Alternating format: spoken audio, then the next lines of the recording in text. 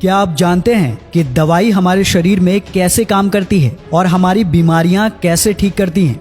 दोस्तों, जब हम कोई मेडिसिन लेते हैं, चाहे वो ओरल तरीके से ली जाए यानी कि मुंह के रास्ते या फिर इंजेक्शन के जरिए से, तो ये मेडिसिन हमारी बॉडी में एक खास तरीके से एब्जॉर्ब होती है। आज के इस वीडियो में हम यही जानने की कोशिश करेंगे कि मेडिसिन हमारी बॉडी में कैसे एब्जॉर्ब होती है और हमें कैसे ठीक करती है। मेडिकेशन एब्जॉर्प्शन असल में ड्रग लेने के बाद से ब्लड में शामिल होने तक के सफर को कहा जाता है। जो ड्रग हम मुंह के जरिए लेते हैं वो या तो स्टमक की लाइनिंग में मौजूद एपिथेलियल सेल से एब्जॉर्ब होना शुरू होती है या फिर स्मॉल इंटेस्टाइन में पहुंचने के बाद ज्यादातर ओरल ड्रग्स स्मॉल इंटेस्टाइन से ही एब्जॉर्ब होती हैं। स्मॉल इंटेस्टाइन से एब्जॉर्ब होते हुए oral drug portal venous system के थ्रू सबसे पहले लिवर में पहुंचती है।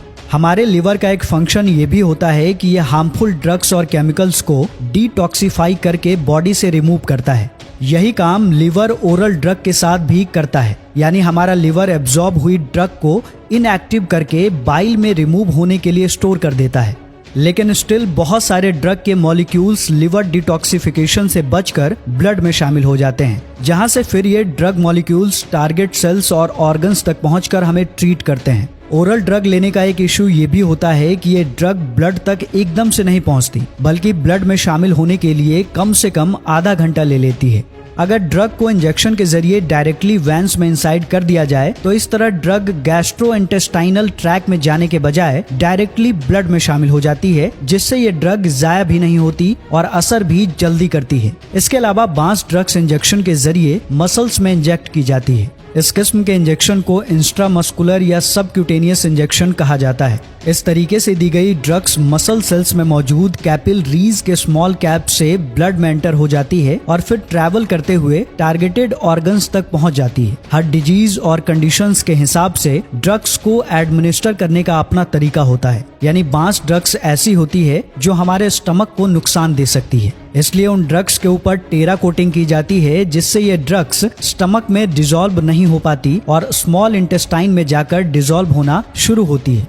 इसके अलावा बांस ड्रग्स ऐसी होती है जिनकी हमारी बॉडी को ज्यादा टाइम के लिए जरूरत होती है, इसलिए ऐसी ड्रग्स को ऐसे बनाया जाता है कि ये ड्रग धीरे धीरे डिसॉल्व होकर लंबे टाइम के लिए हमारी बॉडी में मौजूद रहती है। इसके अलावा अगर कोई ड्रग ऐसी हो जो लिवर से डिटॉक्सिफाई हो जाती हो तो ऐसी ड्रग्स को इंजेक्शन के जरिए बॉडी में भेजा जाता है ताकि ड्रग की बायो अवेलेबिलिटी 100% रहे। बायो अवेलेबिलिटी हमारे ब्लड में ड्रग को एब्जॉर्ब होने की सलाहियत को कहा जाता है। ओरल ड्रग्स की बायो अवेलेबिलिटी कम होती है क्योंकि ये ड्रग्स लिवर में थोड़ी बहुत जाया हो जाती है।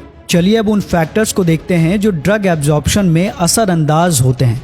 नंबर 1, रेट ऑफ डिसोल्यूशन, यानी कि जो ड्रग बॉडी में जाने के बाद जितनी जल्दी डिसॉल्व होगी वो उतनी जल्दी ब्लड में एब्जॉर्ब होगी। इसलिए ऐसी ओरल ड्रग्स जिनको बॉडी के ब्लड स्ट्रीम में जल्दी पहुंचाना होता है, उन्हें ऐसे बनाया जाता है कि वो जल्दी से जल्दी बॉडी में डिसॉल्व हो जाए। नंबर 2, सरफेस एरिया, जैसा कि स्टमक लाइनिंग सेल्स का सरफेस एरिया इंटेस्टाइन लाइनिंग के सेल्स की मात्रा में कम होता है, इसीलिए स्टमक में ड्रग की ऑब्जर्वेशन स्मॉल इंटेस्टाइन के मुकाबले में कम होती है। यानी सरफेस एरिया जितना ज्यादा होगा उतनी ज्यादा और जल्दी ड्रग की अब्जॉर्प्शन होगी। Number 3, blood flow. इसके अलावा कुछ ड्रग्स ब्लड में शामिल होने के बाद जल्दी टारगेटेड सेल्स में एब्जॉर्ब हो जाती है, जबकि कुछ ड्रग्स धीरे से टारगेटेड सेल्स में दाखिल होती है। इसलिए ऐसी ड्रग्स जो ब्लड से ज्यादा जल्दी सेल्स में जाती है, ऐसी ड्रग्स ज्यादा जल्दी एब्जॉर्ब होने की संभावना रखती है।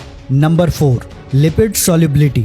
ड्रग्स को ऐसा बनाया जाता है कि वो जल्दी से सेल्स में एंटर हो सके। ड्रग्स को इस काबिल बनाने के लिए लिपिड सॉल्युबल बनाया जाता है ताकि ड्रग सेल मेम्ब्रेन से आसानी से गुजर जाए। इसलिए ड्रग्स की एब्जॉर्प्शन में लिपिड सॉल्युबिलिटी भी एक बड़ा फैक्टर है। तो दोस्तों, इसी तरह से दवाई हमारे शरीर में काम करती है।